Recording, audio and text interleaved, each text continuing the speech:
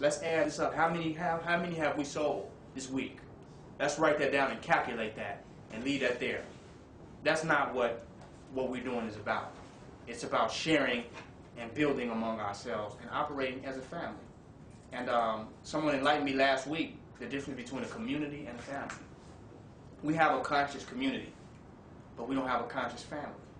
The difference is communities all live in the same geographical location, but they're not necessarily responsible for each family. You see, they're only responsible for their own family, but they all live together and inhabit some particular region or some particular environment.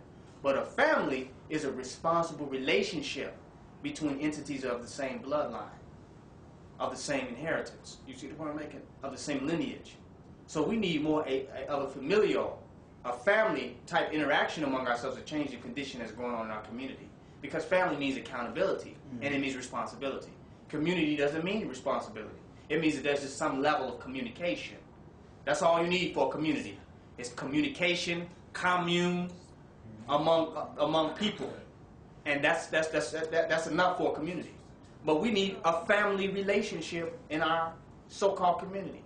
If we went from communities to expanded and extended families, we would solve at least 99% of the problems that exist in our community, because we would feel responsible for each and every individual and each and every human being that's walking around out there. So we want to elevate people's consciousness to a level of family by showing them that there's one common ancestor, there's one common race, one common group, one common root of which we all come from. If we can just have them realize that, then the fundamental basis for familyhood can be established. And that's the purpose of our DVD ministry.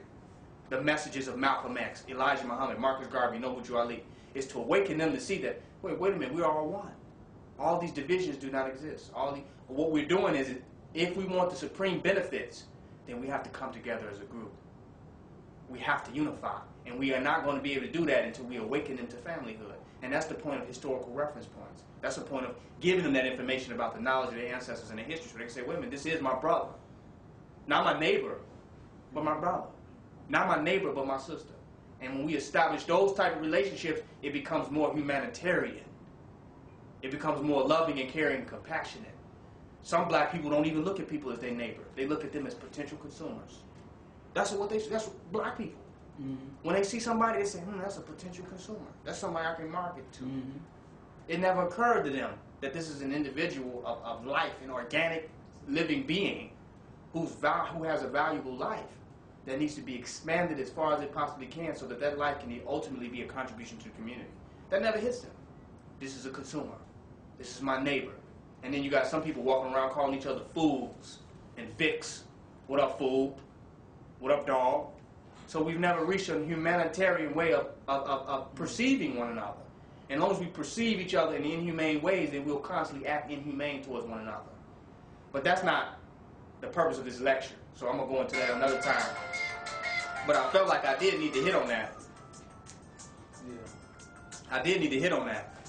But the conversation of this lecture is called Who is God? I need to hit on that. Yeah, it's recording. The fundamental purpose of this lecture is who is God? Now I have to deal on God.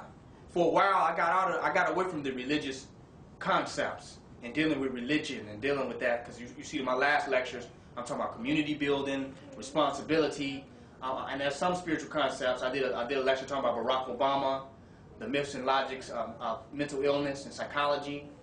But I stepped away from really talking about God and getting into religious concepts and religious views. I tried to back up from that a little bit and deal with more what I considered to be at the time more pertinent issues dealing with us in our community.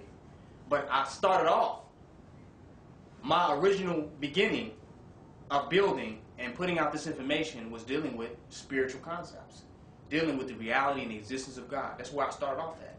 But I developed myself to a point of saying, wait a minute, let's see how we can apply this knowledge, wisdom, and understanding to community and nation building. But I think that some of us need to go back to that, because how a person sees God is the fundamental basis of their reality.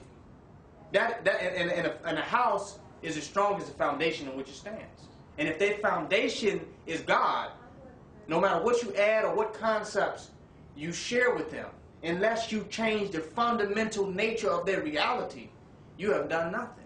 You have just prescribed a medication. They still headed towards kidney failure. Do you understand the point I'm making? Unless you challenge the fundamental basis of their reality, there can be no permanent change. So I can tell you about black love and black nationalism, but if you still believe in a white God and a white Jesus, or you believe in an Arab deity, that God, when you think of God, you think of an Arab in the sky. Do you understand the point I'm making? Then there's no way you're going to have the real loyalty from a person who has mentally developed at a point of identifying with their own people. So no matter what we tell you, no matter what we try to invoke people to do, or bring them to do, if the fundamental nature of their reality is not changed, they're still perceiving reality on a destructive level. So we cannot get away from the issue of dealing with who is God to them. That question will, how they see God will determine how they will react in very significant circumstances. Do you see the point I'm making? If you believe God is white, when a white man comes to you, that is your God. You will bow down to him. You will smile, tap toe, jigaboo, whatever you have to do, because your God is before you. So how you see God is ultimately going to determine how you react and respond in certain given circumstances. So we have to deal with the reality of what God is. And not just God from the perspective of dealing with Europeans. That's very limited. From the perspective of God with realizing your human potential. Because if you really have the concept of a mystery God, or some superstitious reality of God, or mystery gods outside of yourself, there's no way you're going to maximize your own human potential, because you're limited to what those entities that you do not understand or have any knowledge of or about can do for you. You're limited to what these beings, of whom you have no knowledge of, don't understand, never seen. They're mysterious. They work in mysterious ways. You have no knowledge of where they're at, what they're going to do, and that's what you're dependent on when you get up tomorrow morning. That's what's going to determine what comes from your day. So think about that. Some people saying they worship many gods, and they say they worship many gods along with the ancestors. They got about 13 or 14 different gods. And they have to consult with these different gods before they do anything. So if you're talking to that person, and you're trying to motivate them and elevate them to some conscious level of maximizing their potential, you're not even talking to anyone. There's nobody there. Because they have to deal with all these different gods and entities before they can come to any decisive conclusion about doing anything. So no one's home, if you understand the point that I'm making. They're not driving the car. They're a passenger in their own vehicle. And they have put these deities and these entities, or these superstition beings, in the front seat. So you think you're talking to them, but what you're saying to them it doesn't even matter. It's irrelevant. Because ultimately they're depending on some mysterious hocus pocus. You see the point I'm making, to determine how things are going to manifest for them in their life. So until you can challenge the fundamental basis of that reality, you're not even communing with that individual. There's no hope for progressive evolution with group organization or on an individual level if the fundamental nature of those illusions are not challenged. So in this lecture, I planned on scientifically and accurately and conclusively challenging those illusions in people's minds. I'm going to start off with the Christian doctrine. People say, well, you don't pray, you don't believe in that there is a creator or there's a God. And I use the word God. Let me clarify that.